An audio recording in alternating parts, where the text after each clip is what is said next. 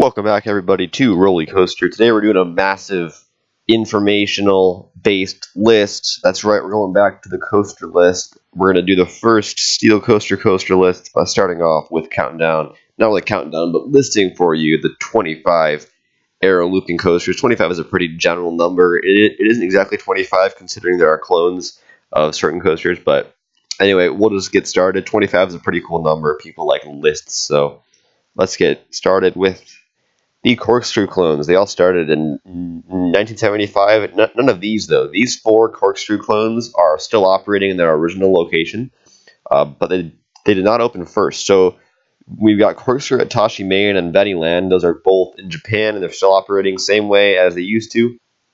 Also, in those same years, we got Corkscrew Michigan's Adventure, which I've ridden. Pretty boring, rough, quick little ride. Still cool and very historic. So I can sympathize with these things. And also there's Vortex at the crappy Callaway Park nearby Calgary in Canada. So that up in 1982. So cool little rides. It's really just a drop, a turn, and the double corkscrew, the famous scenic double corkscrew. Now the original Corkscrew Clones are all, well, not the original. One of the original, though, the ones that opened in their first year, we had Wabash Cannonballat, Opryland, USA, which opened in 1975, the first year of the modern inverting coaster, and that closed in 97, where it was moved to Old Indiana Fun and Water Park, which is the first of 2 times you'll see that in this episode. It kind of just sat there in a field until 2002 when Six Flags bought it and scrapped it. I believe that's how it went. Either that or it was sold at an auction. Pretty interesting things were going on with that park. Anyway, we also had Extremeroller at Worlds of Fun, which is very intriguing considering, yes, those are stand-up trains on that bottom right picture. They actually had stand-up trains on an old aero corkscrew. It looked pretty darn terrible, but yeah, that happened. And then it was relocated to Formosa Fun Coast in, I believe it was Taiwan, where it was called Spiral, and that operated until 2004, so that's cool. There was also Screw Coaster, the very funny Screw Coaster at Nara Dreamland, which is that Disneyland knockoff that you've probably heard of or probably seen in those abandoned videos or like by the proper people or one of those exploration videos. They climbed around this coaster and you can get that awesome scenic shot of it. So but that closed in 2006 when the park was just abandoned. So there's that, and obviously that's the park that had Aska. So yeah, all those coasters were actually, I believe they were all scrapped and torn down last year at some point. So that always stinks that we'll totally never see, especially Aska, operate ever again. So and then also one that you've probably heard of, maybe, I don't know, Python at Busch Gardens Tampa opened in 1976 and closed in 2006, 12 years ago. So that's a pretty famous, iconic ride for the people of Tampa, I'd imagine. That's cool. All right, so let's move on to the currently operating Corkscrew Clones. There's a lot on this page, so try and bear with me here. So the first one, the most iconic and famous original aero Corkscrew Clone was the one at Knott's Berry Farm. That's the one that everybody always refers to, even though there are actually 3 other Corkscrew Clones that opened in the same year that don't get any credit. So the one at Knott's, though, I'm pretty sure it was probably the first one that actually opened. But it closed in 1989 and was replaced by the beloved Vekoma Boomerang.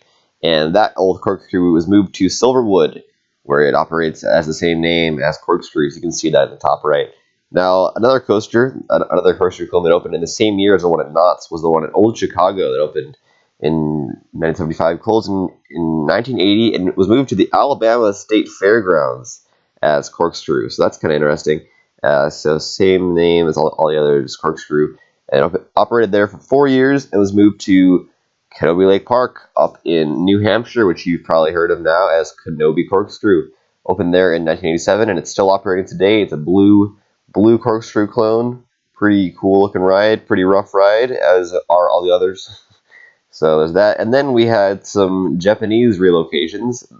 There was Corkscrew at Yatsu UNG, which opened in 1975, closed in 1982, and was moved to Rutsu Resort, which is famous for its Dive Loop Ultra Twister coaster.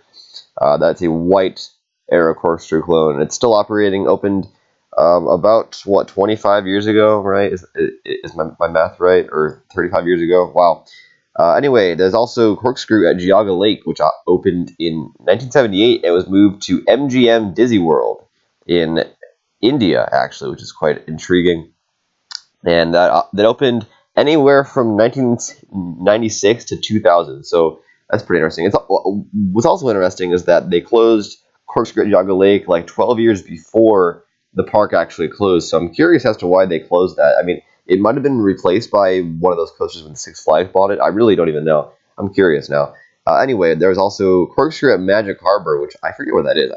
That might be in Florida, I'm pretty sure, or something like that. And that was moved. So that opened in the same year as the first inverting coasters. And that was moved to Myrtle Beach Pavilion, as same name, Corkscrew. And that operated there for 21 years. It was moved to Salitre Magico in Colombia as Montaña Rusa, which is, the Spanish word for roller coaster. That opened in 2000, and you can see a picture of it right there. That gives you a pretty good idea of its basic layout, how it's just, that turn after the lift hill into a drop, into a turn, into the corkscrews, and then that's it. That's the entire ride. So kind of boring, but very, very historic rides, very cool to look at them. And the last corkscrew clone that I'll talk about is the one at Nagashima Spotland, which opened in 1979 and closed in 2011, even though it's still operating today in the same park. So I guess what happened was they had to remove that coaster to make room for a new kiddie area in the area of that corkscrew and also their Ultra Twister. So, they moved two coasters inside of the park in the same year, which is pretty interesting to me. I haven't seen that happen before, so pretty cool stuff. Now let's move on to the first custom aero corkscrew aero looping coaster, really, which is what the bulk of this video will be. We had Corkscrew at Cedar Point, which everybody's heard of. Everybody's seen that iconic shot on the right. And yeah, it's basically the only aero corkscrew, so there's actually not a clone of this, contrary to what you might think from looking at it. It's a pretty basic layout. It's just a drop into airtime hill, into a loop, into the corkscrews, and that's about it. So, yeah, that's basically it for Corkscrew Cedar Point. I've ridden it. It's a pretty rough ride, but I mean, they're all kind of rough rides, all these aero corkscrews. So, but yeah, so that's the old aero corkscrew, and obviously, first coaster with 3 inversions, probably the most iconic coaster on this list. So let's move on to the year 1966, even more. So originally, Paramount, I believe it was Paramount, owned California's Great America and Six Flags Great America, like that. That's what we call them today. But they opened in 1976, and they were called Turn of the Century, and they had 2 airtime hills after the drop, which in 1980 was changed when they changed the name of the rides from Turn of the Century to Demon. And when they changed that name, they replaced those 2 airtime hills after the drop by 2 vertical leaps that we all experienced today. So that's pretty cool. Very interesting that they just tore out hills and put loops in. I've never even seen that before. Very cool. That's probably one of the few times that's ever actually happened. So cool stuff. Let's move on to the Defunct launched loop clones, coasters type things. We had so the first of these coasters opened in 1977. You had Zoomerang at Boardwalk and Baseball, which was the prototype of this coaster, and it was most interesting because it had an elevator that took riders up to the station. There's no other launched loop clone that had that, but they removed that pretty shortly after it opened because it was flawed or in some kind of way. And that closed in 1990, and it was moved to Fun Spot up in Angola, Indiana, in 1991, and operated there until 2008. Where it actually was torn down really recently, last January, as in a year ago, January in 2017. And that's pretty unfortunate because I love me a good launch loop, which I haven't ridden yet, but I'm sure they are great, intense, fun rides with some airtime pops in the drops. So very, very, very cool. You also had Demon at Kings Island, a pretty famous one from the 80s that opened in obviously the same year as the others. And that was moved to Camden Park out in Huntington, West Virginia, where it was named Thunderbolt Express, and it operated there for 11 years. And I guess it was supposed to be, I guess something happened to it in 99, so they had to make some repairs, but it cost a lot of money, and Camden Park's kind of a ghetto park, so they had to wait until 2002 to get those repairs, but those repairs never actually happened, and it was torn down in late 2004. So there's a story behind that. Pretty interesting. There was also Black Widow at Six Flags New England, opened the first year of the launch loops, and it was closed in 1999.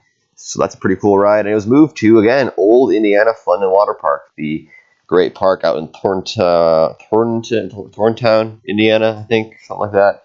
And I guess Six Flags bought the property with the intention to buy the park, but they ended up not buying it at all, and they scrapped all their coasters in 2002, and then the other two, the bobsled and some other coaster, in 2005 or 6. So very interesting story there. Not a lot of people have heard of that park because it closed in 99 or something. So that's cool. And there's also a pretty iconic one from Six Flags Great Adventure, the Lightning Loops, which were 2 launch loops side by side. And I'm actually covering both of them separately because they were sold separately. They were relocated to different parks. So the first one, the one that closed after the other, it closed in 92, and it was moved to Six Flags America as Python, where it operated for 5 years and sat in storage there until 2005. They actually scrapped that along with their Ultra Twister, which is unfortunate because honestly, Six Flags America would be so much of a cooler park had the Ultra Twister kept operating. You know, that ride looks so cool. But yeah, so that was scrapped in 2005. And the shortest lived launched loop clone was at Tokyo Dome City, and it was called Boomerang. So they called it Boomerang before the Vekoma boomerangs were even cool. So that operated for only 4 years. So and I couldn't even find any pictures of this coaster anywhere, which is interesting. So yeah, there you go. Tokyo Dome City had a launch loop for 4 years. Fun fact. All right, moving on. We got the operating launch loop clones, and most of these were relocated. There's 3 of them still operating today. One of the lightning loops at Great Adventure was moved to Frontier City in 1993, and it's operating now as Diamondback. You can see it on the top right. So not the Diamondback at Kings Island, because this one has 2 words and not just one. So that's kind of cool. There's also Revolution at Blackpool Pleasure Beach, which opened in 1979. It had that blue and orange color scheme, but it was repainted pretty recently, like, I don't know, 10 years ago or so. I'm not even sure. Somebody fact checked me on that. And that's pretty cool, white color scheme. And that's the only launch loop that's still operating that's never been relocated. So fun fact of the day, even though there's going to be like 20,000 fun facts this whole video. Now the last launch loop that I'm going to cover is Roaring Tornado at Magic Springs and Crystal Falls. Coaster you've probably never heard of, but you probably have heard of it as Sidewinder at Busch Gardens. Which and I know it says Sidewinder at Busch Gardens twice. Why roller coaster? Why'd you do that? It's because the park was actually moved in 1995 from some other part in Denver to downtown Denver. So that's cool, and that's been operating green since 1995. So cool. All right, next up is Double Loop at Geauga Lake, the first roller coaster with 2 consecutive vertical loops, as you can see from that picture on the bottom right. So pretty cool stuff. Operated for 3 years, but really all the ride was a drop into a turn, into the double loop, and then a helix, and then that's the ride. So, or I might have screwed up the loops and the drop, but yeah. So that's double loop. Pretty quick little cute arrow looper. And there's actually no clones of this, so it's just double loop was its own thing. Yeah. Anyway, now we got the Looping Corkscrew Clones, which opened in the year after Double Loop, 1978. The first one was over at Pontchartrain Beach in New Orleans area. It was called Ragin' Cajun, which is not named for the spinners. You know, the spinner that was at Great America. Anyway, that's completely unrelated to this. We're talking about arrows here. So that was moved to Great Escape out in Queensbury, New York, as Steamin' Demon. So that's pretty cool. It's in the top right there. That's actually before it was repainted orange. It was kind of red there. So cool. How many times have I said cool? Somebody please keep a tally in the comments. Revolution at Libertyland, which was in Tennessee. They had the old Zippin' Pippin coaster, the one that's in Green Bay now. It was relocated up there for some reason. So that operated until 2005. And it was moved to Del Grosso's out in Pennsylvania, pretty close to Lakemont Park. But it never operated there. It was moved there in 2006 and sat in a field until it was finally moved to Glorious Fantasialand as Fantasyland, where it was called Zimmerman. I'm not sure where Zimmerman came from. I'm not sure if that's pronounced Zimmerman, but all I know is that it's the picture on the right, the blue and orange coaster, so that's cool. All right, and the next coaster was Space Salamander at Expoland. Opened in 1980, closed in 2007, but it stood there. So Expoland actually closed in 2007 after their old Togo stand-up, Fujin Raijin 2, derailed. So they closed that park, but a lot of the coasters just stood there until like 2013. So that's pretty interesting. But like you know, they had the old Orochi Raptor clone that operated there until the derailment, and a few other interesting coasters if you want to check out that park, Expoland. Now the next loop and corkscrew clone is Sea Viper at SeaWorld Australia. Now all these clones have a loop and then 2 corkscrews. Pretty straightforward layout. Thought I had mentioned that. I didn't say anything about the layout because they're pretty basic layouts. So yeah, Sea Viper at SeaWorld Australia closed 4 years ago only, so that's a bummer. But I mean, really, it's only a loop and corkscrew. It's still a cool ride. Pretty sure it was white at first and repainted red towards the end of its life. So that's cool. Loop corkscrew at Rocky Point Park opened in 1984, closed in 1995, and it was moved in 1997 to Wild Waves and Enchanted Village, where it's now known as Wild Things. It's that yellow and blue coaster on the bottom right.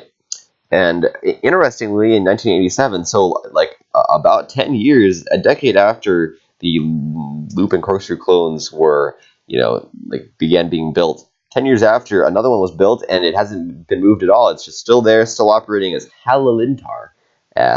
In Indonesia, it's the Indonesian word for thunder, I guess.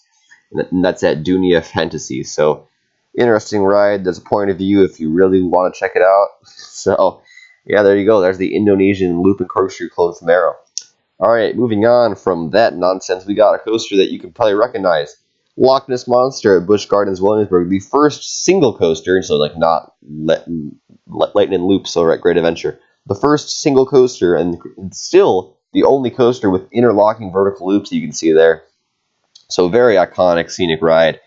Beautiful, smoother ride. Probably one of Arrow's better custom loopers. Got those sick interlocking loops. Looks like a very, very fun ride. That's all I really have to say about it. I mean, it looks pretty sick. Goes over some water, goes through the forest, goes by those B&Ms. Very, very cool. So comment your thoughts. Tell me, your nostalgia with some of these coasters. Like, when did you first ride them? That sort of thing. I like to hear that kind of stuff. Anyway, moving on, we've got Corkscrew at Valley Fair, opened 2 years after Loch Ness Monster. So there were no custom coasters in 1979. This is at Valley Fair, pretty similar to the one at Cedar Point, only the airtime hill was not found on this one, so it was just a drop into a loop and a turn, and then the corkscrews, and then a helix. Corkscrew at Cedar Point does not have a helix. This one does have a helix, and it goes over some water, so pretty ride, pretty. And it was blue until I think like 10 or so years ago. It was repainted to that orange and yellow sort of color scheme, so pretty cool ride, pretty cool. All right, Carolina Cyclone at Carowinds opened in the same year as the last one, but this one was cool because it was the first coaster with a double loop and a double corkscrew, so that made it the first coaster with 4 inversions. So that's pretty cool. And today, it has 3 different colors throughout its ride. It's got like the blue lift hill, and then yellow inversions, and then orange helix at the end. I'm pretty sure the helix, right? The rest of it's orange, so that's cool. And that's really all there is to say. It's Carolina Cyclone. Pretty interesting ride in the back of the park, or sort of in the back of the park. Now, a very interesting ride, a very almost intriguing, like elusive ride, is Orient Express at Worlds of Fun. This was the second coaster with interlocking loops, so like similar to Loch Ness Monster, except this one had a batwing as well, which made it the first coaster with a batwing. So the corkscrew into half loop into corkscrew. You've seen it on like Montu, Viper, Afterburn. Those all have batwings, but this one was the first batwing ever. Very cool. And I guess the interlocking loops. So I guess that this ride had some kind of malfunction or something. It like had a lot of trouble with operations, like just standard like 2 or 3 train operations. It just couldn't handle it because of the way that the block system was set up.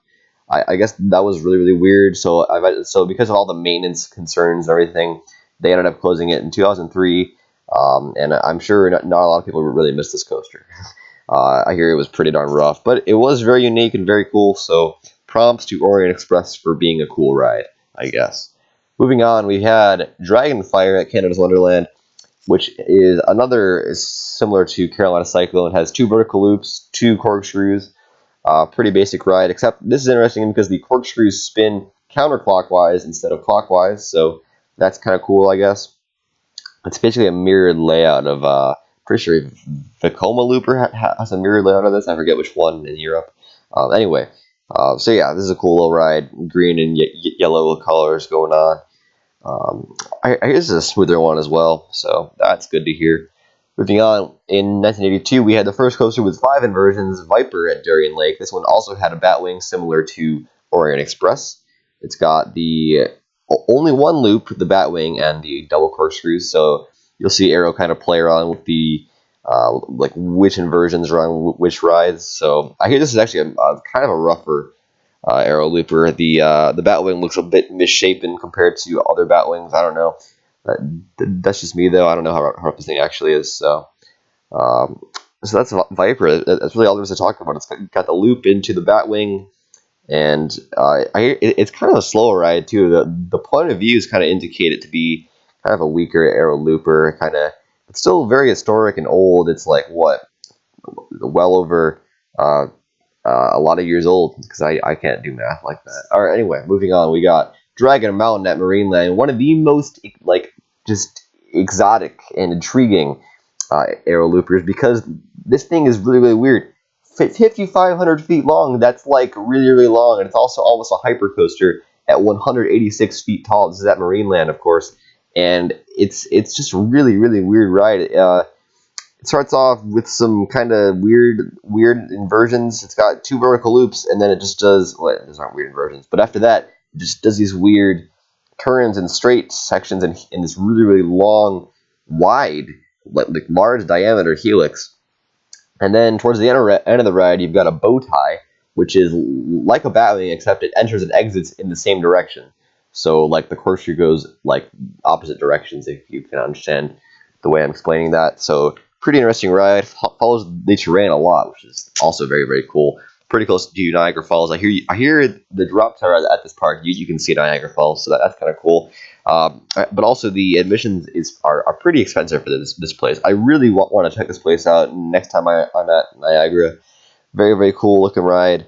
So check it out if you're near Niagara. All right, next up is Dragon. So instead of Dragon Mountain, we got just straight up Dragon and Ocean Park, which had the first Sidewinder on a coaster ever, which is a half loop followed by a corkscrew. So that's cool, and as you can see from these pictures, it's pretty built well into that terrain on the hillside mountaintop over at Hong Kong. Yes, this is an Asian Aero custom looper. Pretty cool. This is the same place as Hair Raiser, actually. So yeah, you can still totally ride this thing, enjoy it, and I hear it's pretty rough, like actually really, really rough. But yeah, so it's a terrain coaster, as you can see from that bottom right picture. It ends with a lift hill. It's got the little turn into the final brake run. Very unique layout as well. It does that sidewinder into like a helix sort of thing, and then it just meanders for a little while. So very weird layout, very cool layout. I love those weird colors. Like you never see a coaster with those kinds of weird colors in America. So pretty cool stuff. All right, moving on. We've got Vortex at Kings Island, which was the first coaster with 6 inversions, because instead of Viper at Darien Lake, this one had 2 vertical loops instead of just 1. So it did those, the batwing and the double corkscrews. I'm pretty sure, the double corkscrews came before the batwing because the corkscrews were so high up, like above the ground, so it didn't take them with as much speed as, like it would have if the batwing was first. So yeah, there you go. Fun fact about friction there. I have ridden this coaster, and that drop. So the cool thing about this coaster, like how it's different from every coaster before it, it actually starts off with this 6 drop. Like I'm talking, I want to say it's a 55 or 60 degree drop. Pretty sure it's 55.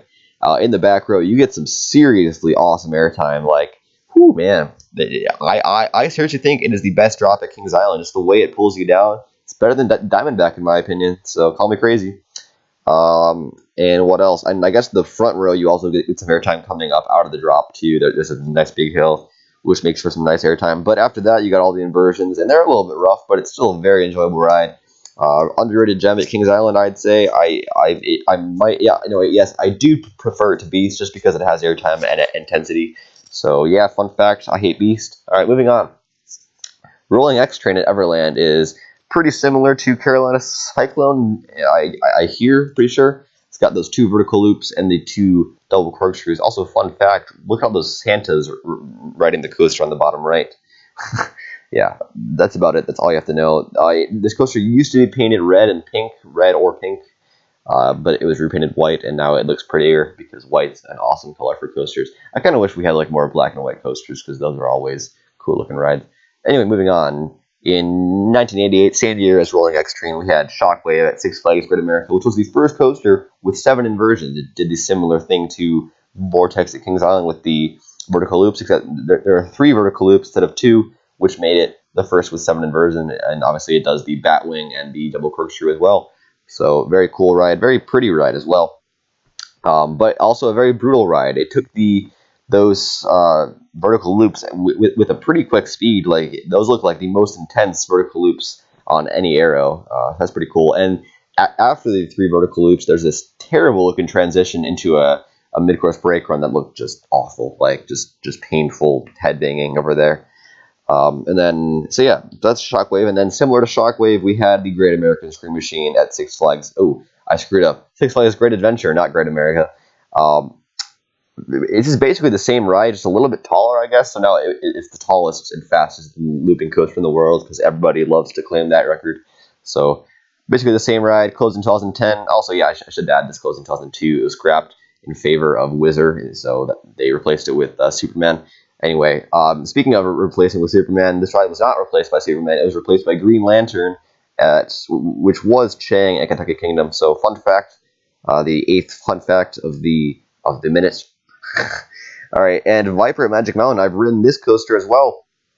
Very fun ride, very intense ride, very rough ride, but it's okay because it's still a very cool ride. And what else is this ride? Basically, same thing as all the others, except it does more of a turn before the last 2 vertical loops, so it kind of has the loops all in one spot, as you can see in that top left picture. So there's that. And yeah, it's more of a rough ride, but still a very cool ride. Pretty cool how you can see a lot of the parks. You can get a great view of X2 on that lift, and just a fun ride. All right, moving on, we had Anaconda at King's Dominion, which has a Sidewinder. Fun fact, you can see on that left picture, this is a pretty beautiful Sidewinder. Cool. 4 inversions on this thing, vertical loop, Sidewinder, double corkscrew, and it kind of meanders a lot. It's definitely one of the least favorable aerial custom loopers. It's just got like a really weird layout with these weird helixes, and I hear that the double corkscrews are pretty slow, so that they're like the most enjoyable, but still just a pretty unpopular ride. So moving on. You've got Drachen Fire at Busch Gardens Williamsburg, just down the road from Anaconda. And man, this thing's layout was just weird, man. So it started off with this unique element, a wraparound corkscrew. Or sorry, no, not a wraparound corkscrew. That was the... wait, was it a wraparound corkscrew? I think it is. Because it's got that... Yeah, okay. So during the drop is basically an inversion on this ride. It's not... It isn't like a barrel roll drop on an RMC, but... Part of the drop is a corkscrew where you can see at the very top right of the screen that it did this sort of twist, sort of corkscrew type thing and continue with the drop. And then it headed into the sick airtime hill that looked like it had some decent airtime. And then the only aero Cobra roll ever created. So I guess it was trying to copy B&M here, sort of. They failed greatly, but it made for a very interesting ride, so I don't really mind. And so it did that, kind of went up into a block break. And then, very interesting, we had a block break followed by a corkscrew, but once that corkscrew was considered too rough by everybody, they replaced that corkscrew with a trimmed piece of straight track so it wouldn't take the next cutback, another very unique element, only found on a few coasters, and I'd say that's the only true cutback, where it's like just a cutback. It does the perfect corkscrew followed by a perfect corkscrew, entering and exiting in different directions, so that's pretty cool. And then it had the little twist into that final inversion, the corkscrew, the second corkscrew. So it had 2 corkscrews in different spots, which is not a very common thing that you'll see because it's usually a double corkscrew. So very unique ride, but It closed in 1998 because it was a very, very rough ride, very unpopular. And it stood there until, like, what, 2004, I want to say, or something like that, maybe 2002, I don't know for a fact. But it really doesn't matter. The point is, it was not a very popular ride, but it's still a very cool ride, very unique, had a cool logo and all that. Very, very cool ride. Moving on to 1993, we had Fantasia Special over at Tongdo Fantasia in South Korea. This is the famous triple corkscrew aero looper. Pretty cool ride. How many times have I said that? That doesn't matter. This is the most unique, okay, not the most unique, but a pretty unique aero looper because of that triple corkscrew. But then the loops come after the corkscrews. This is the only aero looper where that's the case, I believe. So that's darn interesting. And that's about it. It goes over some water, does some terrain interaction in there. There's a few tunnels in there. Check out a point of view. Pretty cool looking ride. Pretty rough ride, I hear as well, which is a bummer. But very cool. Moving on. 1993 saw also Canyon Blaster at Adventure Dome, which is still operating. One of the few, or I want to say the only indoor aero custom looper. So that's cool. It's got the 2 vertical loops followed by the corkscrews. More of a shorter ride. It's got a pretty similar layout to like a Drachen Fire or a Carolina Cyclone or a Rolling X Train. All coasters we've already discussed. But the point is, it goes through like a mountain canyon sort of thing indoors, so like a fake mountain, which is also really, really cool. I hear this is one of the more intense, smoother aero loopers, so that's also very nice. So it still rides very well, so that's always good to hear. And I hear the park sucks, but that's besides the point. It's a very cool ride nonetheless. So moving on, we've got Big Dipper at Luna Park, which is one of the last aero custom loopers created. It actually waited for a long time in the layout to do the 2 inversions, which are a loop and a sidewinder. It did like all these meandering cool turns and just like kind of rough transitions in there, but still very weird turns before, towards the end of the ride, actually, it did the loop and the sidewinder, as you can see on the bottom right picture. So pretty cool ride, and that was actually at Luna Park for a little while in Sydney, and it was moved to Dreamworld, Australia, where it was renamed Hot Wheels Sidewinder in 2001 when it opened there. So that's a cool ride. And then the last 2, we got Roller Coaster at Al Sha-ab Leisure Park in Kuwait, which is currently a McDonald's themed. Okay, well, it's actually themed to that, but it's got those same colors. It opened in 1996, and I hear it's a much smoother ride. Interestingly, it's only got 1 corkscrew instead of the usual 2, so that's kind of cool. It's got, and I hear it's just a much smoother ride. As you can see, the drop is pretty interesting. It goes underground a little bit into that vertical loop. Very pretty ride for sure, and it used to be white, as you can see on that picture. There are a few shoddy point of views of this on YouTube if you want to check them out. Looks very smooth. All right, and the last aero looper, the one you've all heard of, Tennessee Tornado at Dollywood, which has massive loop-de-loops, as you can see from those pictures on the bottom. The only aero looper where the loops were like a really, really different size. I hear the first one's 110 feet tall, so that's a freaking big vertical loop. A very cool looking ride. I hear it's the smoothest aero looper by far, so very cool. All right, so thanks for watching, everybody. I'll see you guys later.